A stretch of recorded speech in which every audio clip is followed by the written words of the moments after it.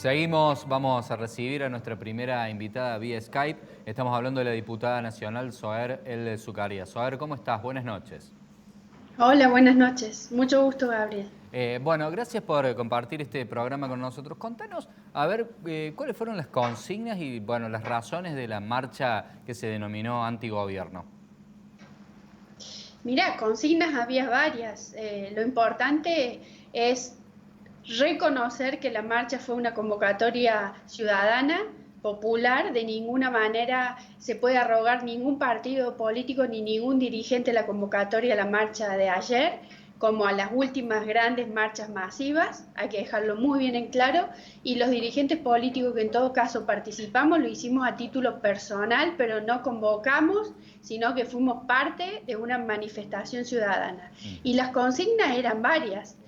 No había una única consigna. Si vos o alguien del equipo estuvo, como los vecinos de Córdoba, pudieron ver los médicos manifestando, las escuelas de danza manifestando, muchos carteles por la libertad, por la independencia de la justicia, muchos carteles al gobierno de la provincia de Córdoba pidiendo que Córdoba no afloje ni se doblegue ante los intereses de una agenda particular del gobierno nacional. ¿Cuáles son esos Creo que, intereses, Zohair? bueno, todos los días estamos viendo que el gobierno nacional tiene una agenda propia que no tiene nada que ver con la agenda ciudadana. La reforma de la justicia no tiene que ver con una agenda que a los vecinos les solucione hoy o a los ciudadanos argentinos saber cómo llegar a fin de mes o qué va a pasar con el marco de esta pandemia en que nos encontramos, cuánto tiempo se va a demorar la cuarentena, cuándo vuelven los chicos, si vuelven o no a clase. Digamos, hoy el grado de incertidumbre que vive la sociedad es altísima y los hechos que el gobierno nacional impone la agenda, empezando con Vicentín, siguiendo con la reforma judicial, yendo en contra de los miembros de la Corte, no son respuestas a lo que la ciudadanía espera. La ciudadanía espera que el año que viene, por ejemplo, en el presupuesto que llegó al Congreso, no está contemplado ni el ATP, ni todos los programas sociales como el IFE, que hoy se están abonando. Mes a mes una discusión de los gobernadores para saber si el gobierno nacional va a transferir esas partidas de dinero a las provincias. Eso es la incertidumbre que la ciudadanía pide, que alguien le dé la agenda concreta del gobierno nacional, que no pasa por la impunidad, que no pasa por la reforma penal federal, pasa por cómo vamos a abrir los negocios, cómo vamos a comer, ¿Cuál es la cómo vamos a ir propuesta a de los ustedes hospitales. puntualmente? ¿Cuál es la propuesta de ustedes? Pero ¿cómo es nuestra? Digamos, Nosotros somos oposición en este momento, claro, la bueno, a ver. ciudadanía, sí, Si uno se junta en una reunión política, que supongo lo deben hacer sí. claramente, ya sea presencial o virtual, ustedes deben esbozar alguna idea de cómo, a ver, de volver a las clases, como están proponiendo en la Ciudad Autónoma de Buenos Aires, de abrir los diferentes negocios que permanecen cerrados. No vamos a hablar de economía, pero de algunas de esas cuestiones seguramente ligadas a la cuarentena, deben hablar, deben tener alguna idea, me imagino. Gabriel, Gabriel, como bloque político del que soy parte, el PRO en la Cámara de Diputados de la Nación ha presentado la mayor cantidad de proyectos para salir de la cuarentena, para hacerle frente a la crisis económica, social y sanitaria en la que está inmersa la Argentina. Lamentablemente somos oposición y no logramos que en esos debates parlamentarios se lleven a cabo estas discusiones. Por ejemplo, hemos presentado salidas para que se vuelva a incentivar la construcción de viviendas, porque entendemos que es un gran problema social, pero también entendemos que se reactive económicamente y rápidamente un sector de la economía que hoy lo necesita. Es decir, la contracara a la creación de impuestos. Con crear de impuestos asfixiamos a quienes generan trabajo. Lo que nosotros tenemos que asegurarle a la ciudadanía es cómo poder mantenerse, darle previsibilidad, que puedan seguir trabajando el cuento propista. ¿Cuántos profesionales, abogados, contadores, dueños de gimnasios. Digo, no hablemos de una pyme con 50 empleados, hablemos de los cuentapropistas, que la clase media argentina tiene que tener asegurada cómo mantenerse. Va a ser 8 meses que están cerrados sin poder trabajar. Los gastronómicos, el turismo. Y ni siquiera le dimos respuesta a la emergencia en turismo cuando los primeros en plantearlo fuimos los de Juntos por el Cambio. Y no se votó. Sabes que estaba escuchando, a ver, la generación de nuevos impuestos, incentivar, es más o menos lo que prometía Macri en 2015 y no se cumplió nada de eso. Bueno, no, sí se cumplió, no generamos nuevos impuestos Digamos, durante el habían gobierno de prometido Mauricio que Macri. no. Yo debo haber escuchado mal entonces, porque habían prometido que se iba a eliminar el impuesto a las ganancias de los sueldos de los trabajadores. No se eliminó, que no se iba a devaluar y se devaluó un 500%, que iba a haber pobreza cero y se arrastró a la pobreza a millones de argentinos. Ahora también, lógicamente, pero... No. En eso no voy a estar de acuerdo con vos y te voy a explicar por qué. Primero,